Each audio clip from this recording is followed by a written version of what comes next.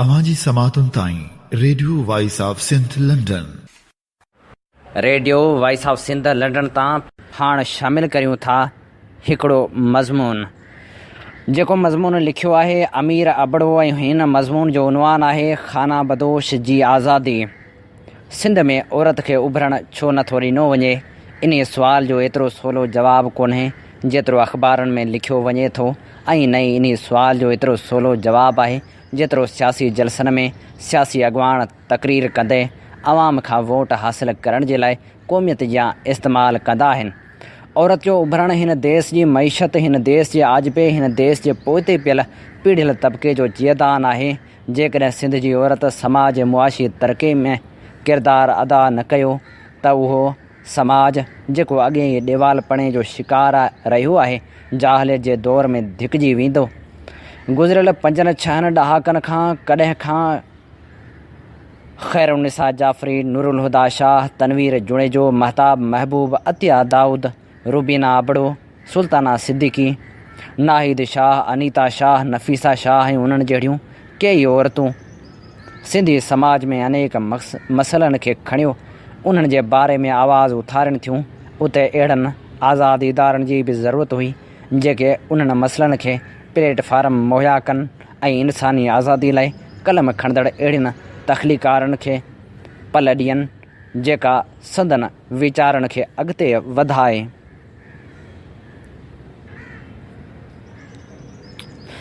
मुंहिंजे ख़्याल में त पाकिस्तान में वुमेन एक्शन फोरम जहिड़नि इदारनि कुझु गंभीर मसइलनि खे उभारे आवाज़ पियो उथारियो, पर उहा हिकु मुल्की तनज़ीम हुई। सिंध ताईं बि हुननि जो हिकु अज़ीम किरदारु हो, पर खाना बदोश जंहिं जिदत सां अहिड़ो प्लेटफार्म पैदा कयो हो जो उहो हाल लंडन जी हैड पार्क जियां हर कंहिंजे आवाज़ जी स्टेज बणिजी वियो हो, उहो खाना बदोश अॼु मुश्किलात मां पियो गुज़रे। हक़ ते हलण वारा इदारा मुश्किलात मां गुज़रंदा आहिनि, उन्हनि ते अहिड़ियूं कुहाड़ियूं खॼंदियूं रहंदियूं आहिनि, पर जंहिं समाज में हक़ जी जदोजहद करण वारा मीडिया खे बि ख़रीद करे हक़ जो मुंहुं मोड़े छॾींदा आहिनि, उन समाज में सिर्फ़ मौत जी परवाह न कंदड़ बहादुर इंसान जी ज़रूरत हूंदी आहे। मूंखे सम्झ में नथो अचे जॾहिं को इंसान कंहिं बि फ़िक्री मसइले खे ज़ाती मसइलो बणाए छॾींदो आहे, उहो इंसान हूंदो ई अनापरस्त ऐं मग़रूर आहे जो खेसि पंहिंजे नफ़्स खां सवाइ ॿियो कुझु बि नज़र न ईंदो आहे, ऐं हूअ समूरी उमिरि सिर्फ़ु पंहिंजे नफ़्स खे ख़ुशि करण लाइ खरियल खीर वांगुरु ज़ाया करे छॾींदो आहे। आख़िर में जॾहिं संस उमिरि पूरी थियण वारी हूंदी आहे तॾहिं सिर्फ़ु पाण खे तस्कीन ॾियण लाइ अनापरस्ती जो झंडो खणी शहर जी शाहराह ते बीही अवाम खे ॾेखारींदो आहे त संस जीत थी वई आहे। अहिड़े इंसान खे अवाम जे अहज जो को बि फ़िक्र न हूंदो आहे ऐं हूअ पाण खे ज़मीन आसमान खां बि ऊचो सम्झंदो आहे, जंहिंखे झुकियल वण ऐं तस्बीह कंदड़ रूह आराम सां पंहिंजे ग़ैर शऊर जे आईने मां आराम सां ॾिसी सघंदा आहिनि। हैदराबाद जहिड़े शहर में खाना बदोश जो पैदा थियणु ऐं अहिड़े तख़लीक़ी कम खे ॾींहुं राति वक़्तु ॾियणु ख़ुदि तारीख़ जी अहिड़ी कड़ी आहे जेका ख़ुदि शिकस्त खाधल रूहनि खे झंझोड़ींदी। उन्हीअ जदोजहद जो अलम इरफाना मलाह ऐं अमर सिंधू जे हथ में आहे, जॾहिं त कई साञाह वंदियूं ॿियूं तख़लीकार औरतूं बि उन सां गॾु आहिनि। अदब ऐं इंसानी हक़नि जे मैदान में हिते कई मेड़ाका सॾाया वञनि था जेके फेसबुक जे ज़रिए दुनिया जी कुंड कुड़छ में असां जहिड़ा माण्हू बि कॾहिं कॾहिं ॾिसंदा रहनि था। ख़ासि तौर ते शेख अयाज़ ते हर साल मेलो मचाइणु हिकु साराह जोॻो अमल आहे। जेके धुरियूं उन खे बंदि कराइण जी कोशिश में ॾींहुं राति मसरूफ़ आहिनि, उन्हनि जे लाइ अर्ज़ु आहे त वक़्तु घटि आहे, को नतीजो ॾींदड़ कम वञी कनि।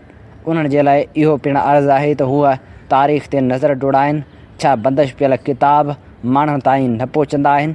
छा बंदिश पियल फिल्मूं वरी ब्लैक ते गोदामनि में कोन हलायूं वेंदियूं आहिनि?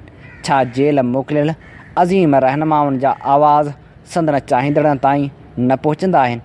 मां किन ख़ासि शख़्सियतनि जा नाला खणी उन इज़हार जी आज़ादी जे फ़लसफ़े खे कूज़े में बंदि करणु नथो चाहियां, पर सिर्फ़ु उहो अर्ज़ु रखणु चाहियां थो त खाना बदोश जहिड़नि इदारनि लाइ असांजे माण्हुनि खे राह हमवार करणु घुरिजे, बल्कि अहिड़ा ॿिया बि कई इदारा खोलणु घुरिजनि जीअं आवाम ताईं संदन मसइलनि जे उपटार थी सघे ॾुखियो आहे त हुकूमत वक़्तु जेको आवाम जे टैक्स जो पैसो आहे उहो उन्ही जे हक़दार ताईं पहुचाइजे। उहो ॼण त पाकिस्तान में हिकु मौजूज़ो थो लॻे। मज़हबी जमायतूं ऐं आजपो चाहींदड़ जमायतूं हिक ॿिए सां नज़रनि जी आड़ में विढ़ी रहियूं आहिनि, जॾहिं त इज़हार जी आज़ादी ॿिन्ही वक़्तु हिकु जेतिरी आहे ऐं हिकु जेतिरी हुजणु घुरिजे। औरतुनि जे हवाले सां जेको मौक़िफ़ रखी खेनि मज़हबी जमायतूं ॾुखोईंदियूं रहियूं आहिनि, उहो ख़ुदि बि मज़हबी नज़रनि जे ख़िलाफ़ु आहे। उहो बसि खेनि पंहिंजी इक़्तिदारी हैसियत रखण लाइ काफ़ी हो। पर खानाबदोश जे मामले में त ईअं लॻे थो त उहो पिणु साबित थियणु लॻो आहे त औरतुनि जे अॻियां अचण वारी जुरत खे ख़तमु करणु त आजबो चाहींदड़ धुरियुनि जो बि शेवो आहे। जॾहिं कोई पंहिंजो मौक़िफ़ पेश करे थो त उन मौक़िफ़ खे जाइ ॾियणु हर उन इदारे जो फ़र्ज़ु आहे जेको इज़हार जी आज़ादी जी दावा करे थो। उन करे जेकॾहिं धुरियूं आजपे जूं अलम बरदार आहिनि त खेनि अहिड़ा मुज़ाकरा कराइणु घुरिजनि जिन जे करे संदन विच में इख़्तिलाफ़ वधी वण थी विया आहिनि। पर उहा रिवायत सिंध त छा हिते यूरोप में बि हाणे ॼण त ख़तमु थींदी पई वञे। एतदाल पसंदी जी ॻाल्हि करणु सवली आहे, पर एतदाल पसंदी ते क़ाइमु रहणु ॾुखियो कमु आहे। इन लाइ पहिरीं पंहिंजे नफ़्स खे मारणो पवे थो। जेकॾहिं खाना बदोश जी शोहरत खे के धुरियूं बर्दाश्त नथे करे सघियूं त खेनि घुरिजंदो हो त हूअ अहिड़ो इदारो जोड़े ॾेखारीनि हा जेको खाना बदोश जियां माण्हुनि खे फ़िकर जो प्लेटफार्म मुहैया करे हा। पर उन्ही जे उबतड़ हुननि खाना बदोश ते हमिलो कयो, जंहिं ॻाल्हि खाना बदोश जी शोहरत खे अञा वधीक वसत ॾेई छॾी आहे ऐं संदन शोहरत खे साबित पिणु करे छॾियो आहे। सिंध जे सक़ाफ़त वारे खाते सां खाना बदोश जी कहिड़ी ॻाल्हि ॿोल थियलु हुई उन जी मूंखे ॼाण नाहे ऐं न ई इन जे बारे में को तबसरो करे सघिजे थो। पर इहो ज़रूरी आहे त जीअं का सरकारी लाइब्रेरी अवाम जे किताबनि पढ़ण लाइ हूंदी आहे, अहिड़ी तरह ई को हाल वग़ैरह अवाम जे हाल अहवाल लाइ सक़ाफ़त खातो किराए ते या मुफ़्त में कंहिं बि ख़ानगी तनज़ीम खे ॾेई सघे थो। पर छा हुकूमत इन ॻाल्हि ते ग़ौर कंदी आहे त मुल्क में कहिड़ी शइ जी अशद ज़रूरत आहे जो उन मनसूबे तरफ़ पैसो लॻाइजे। जेके दोस्त हुकूमतनि में पहुचनि था पोइ आहिस्ते आहिस्ते दोस्तियूं मल्हाइण लाइ पंहिंजा मक़सद हासिल कनि था। जेकॾहिं हुकूमत जी दौलत ते उते पहुतल वज़ीरनि या सेक्रेटरियुनि जो हक़ फ़क़्तु संदन दोस्तनि जो ई आहे त पोइ उन क़ौम मां कॾहिं बि इंसानी हक़नि जी लताड़ ख़तमु न थींदी। जेकॾहिं कंहिं जॻह ते कंहिं न्याणी सां ज़ोरी थिए थी त उते खाना बदोश जूं औरतूं पहुची खाइनि संदन ॾुखनि बाबति हाल अहवाल कनि थियूं ऐं जेकॾहिं ज़ोरावरी उन हद ताईं शदीद आहे त पोइ शहरनि में एतिजाज पिणु मुनक़िद कनि थियूं। उहो एतिजाज यकीनन सिंध जी हुकूमत में मौजूदु पीपल्स पार्टी जे ख़िलाफ़ बि थी सघे थो ऐं केतिरा ई अहिड़ा एतिजाज थिया हूंदा।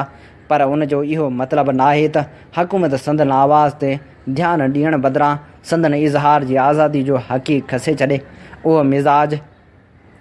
उहो मिज़ाज फ़िरौन खां रिवायत रखे थो जो हूअ चवंदो हो त मुंहिंजे ख़िलाफ़ु जेको बि बीहंदो उन खे लटकायो वेंदो। उन जे नतीजे में खेसि अलाह ताला इबरत जो नमूनो करे रखियो।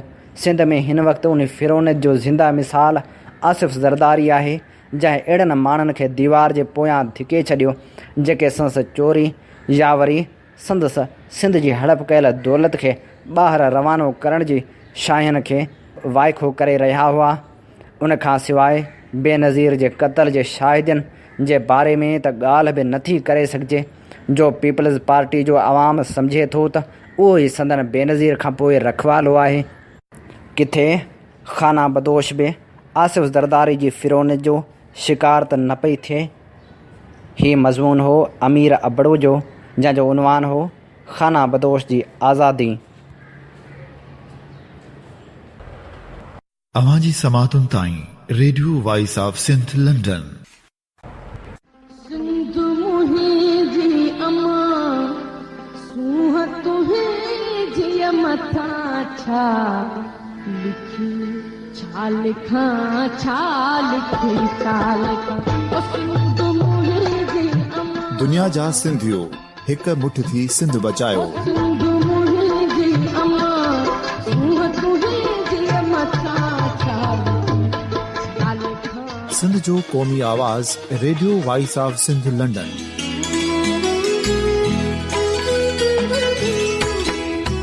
Radio voice of Sindh London पंहिंजी नशरियात में सिंध जी सियासत, समाज, इक़्तिसादियात, तारीख़, क़ौमी उमंगुनि ऐं इख़्लाक़ियात मुतलिक़ सिंध जी हक़ीक़ी तर्जुमानी कंदे प्रोग्रामनि खे असराइतो बणाइण लाइ सिंध जे घण घुरनि ऐं धरतीअ सां प्यार कंदड़ अदीबनि, दानिशवरनि, सहाफ़ियुनि, उस्तादनि, वकीलनि ऐं हर तबिके जे मानवारनि सजणनि खे सिंध में शऊरी इनक़लाब लाइ सहकार जो सॾु ॾियूं था। अचो त गॾिजी सूफ़ियुनि ऐं संतनि वारी सिंध जो ओज हिकु मुठ थी वरी वापसि आणण वारे सफ़र जा साथारी बणिजऊं।